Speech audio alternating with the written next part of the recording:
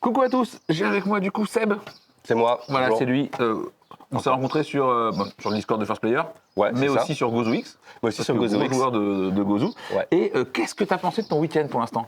Qui n'est pas encore fini, mais bientôt. Bah ouais, bientôt fini, il reste encore une journée, on va optimiser à fond. Ouais, c'est non, ça. bah c'est trop cool, il y a plein de jeux cool, il y a plein de choses cool, vraiment c'est du pur plaisir. Ok, c'est toujours plaisir à entendre. Et côté jeu, qu'est-ce que t'as découvert qui t'a vraiment plu pour l'instant? Ouais, là je pense que Sky Mines, Ouais, c'est solide. Hein. je l'ai ramené sous ses lots sur un coup de tête. Il y en a plein qui ont fait ça, qui ont ramené leur jeu en mode je les connais pas, expliquez-les-moi. Voilà, Parce qu'en tu sais vrai- qu'il y aura quelqu'un. Ouais, c'est ça. Voilà. Il y a trop de jeux, il y a trop de gens, trop de jeux, ça s'explique. Dédicace à Vincent, professionnel de l'explication de règles, il les connaît tous. Oui, honnêtement. c'est Voilà. très pratique. C'est assez pratique. Mais ouais, du coup, j'ai ramené Sky Mines en me disant j'ai vraiment envie d'y jouer.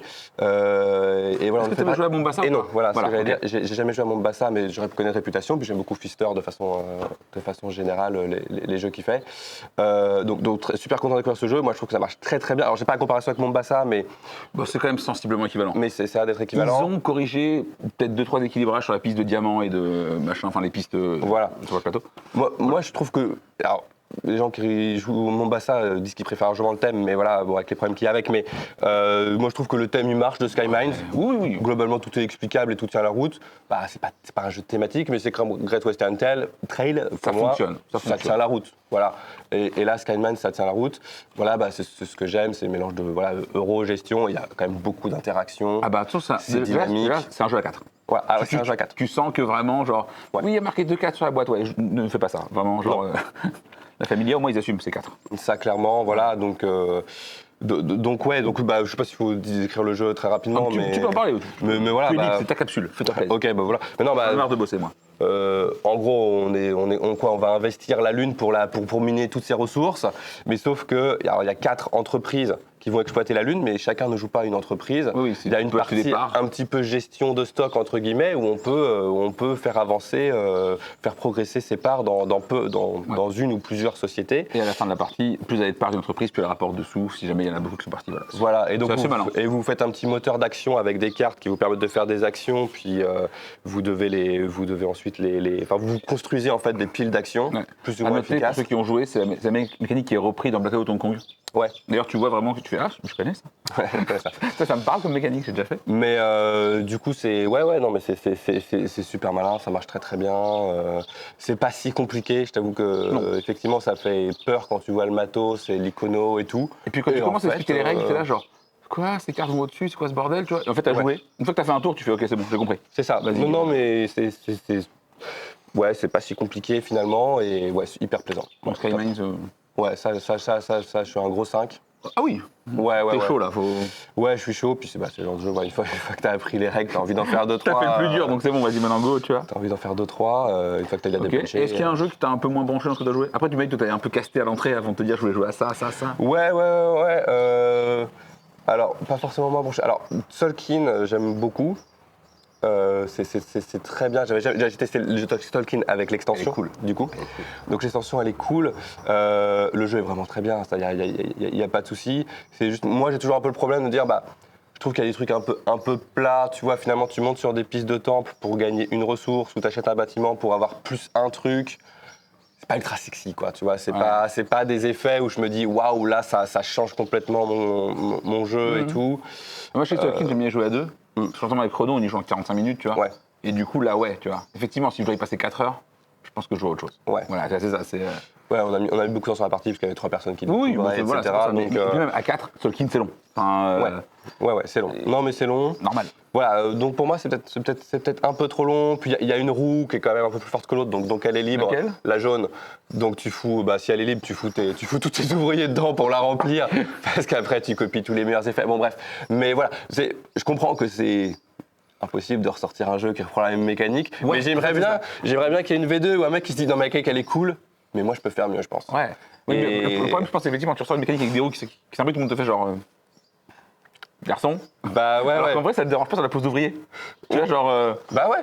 Non, mais enfin, moi je serais pour Je kifferais un jeu à base d'engrenage comme ça. une encore. V2 ou un mec qui se dit je kiffe le mécanisme, mais ça m'inspire pour faire un autre truc. Ouais. Et voilà Ouais, quoi. ça serait Enfin, voilà. chouette. Donc si vous avez envie de copier de Tolkien, lâchez-vous. Parce qu'en plus, on va être très clair, le jeu, on en a parlé il y a pas longtemps, mais le jeu a déjà 12 ans.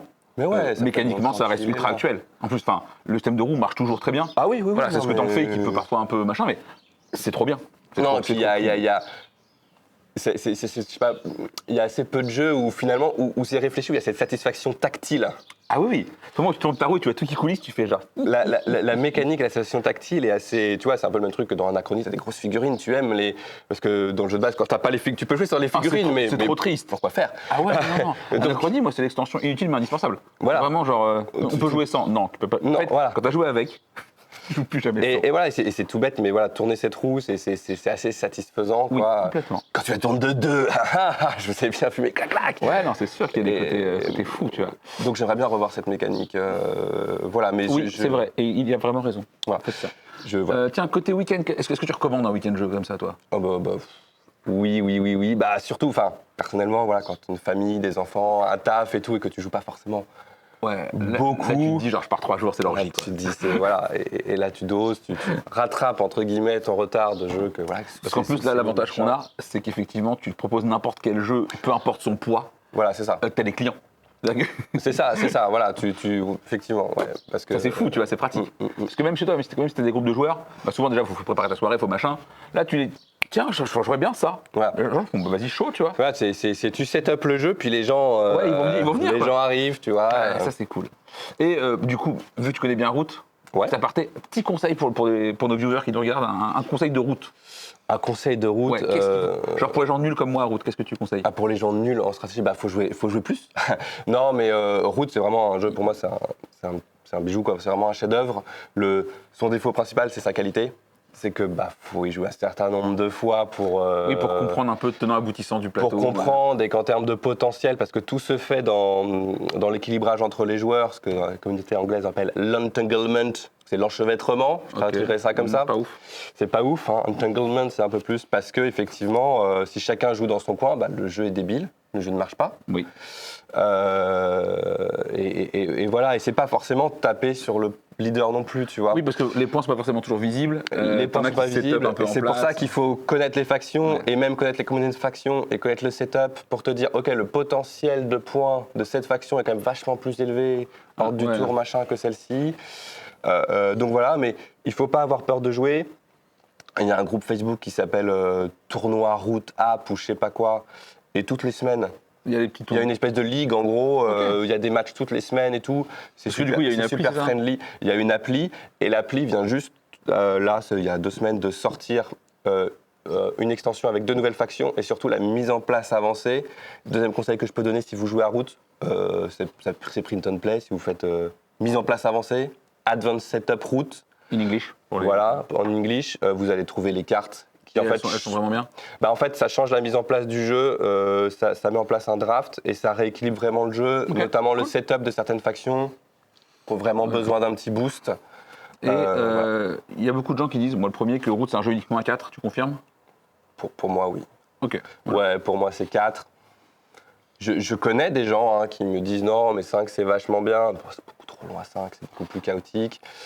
3, ça peut marcher dans certaines configs. Tu sens qu'il manque quelque chose. Mais là, le problème à 3, c'est que si tu as un runaway leader, si tu as quelqu'un qui s'envole, c'est beaucoup plus dur de l'empêcher de gagner. Donc tu peux avoir des parties complètement blowout ou en 6 tours, 5 tours, c'est fini, tu vois. Pas amusant. Pour moi, c'est vraiment un jeu à 4. Voilà. Okay. Avec le draft qui fait que quand tu connais le jeu, vraiment, les configs sont souvent assez équilibrés. Et ça va beaucoup jouer dans la lecture du plateau, le setup initial. Et du coup, ta faction préférée, c'est quoi, toi? Ma faction préférée, moi j'aime bien les oiseaux. Je gagne beaucoup avec la canopée. Le jeu où tu dois programmer ton truc et plus ça va, plus t'as d'action. Mais si tu te casses, si tu te craques une fois dans ta séquence, tu recommences depuis le début, tu perds tout. Enfin, c'est une des factions préférées parce que moi je gagne beaucoup avec. Mais est-ce que tu gagnes avec parce que ta faction préférée ou c'est l'inverse? Genre, on sait pas. Je sais pas. Mais sinon, mention spéciale pour les corvidés qui sont les corbeaux, qui sont les terroristes. Ouais. C'est pas les petites mines de pain, les terroristes là? Alors ouais, il y a plusieurs factions terroristes dans le jeu, mais oui c'est vrai. Mais non, mais les corvidés ils font des complots face cachée pour foutre la merde. Après ils révèlent, ils font, ah bah tiens je te vole une carte, ah bah tiens je détruis tous tes bâtiments. Et eux ils se déplacent un peu comme le vagabond faction de base. Ils ignorent complètement le contrôle, donc ils peuvent aller n'importe où, ils peuvent popper n'importe où. Ils sont pas très forts, mais ils sont très très rigolos dans une partie. Bah voilà, je pense que du coup on a fait un petit peu le tour. Merci à toi et puis c'est l'heure d'aller jouer. Bah c'est ça, je pense. Allez, je ne pas plus longtemps. Bisous. On y va. Merci. Allez, ciao.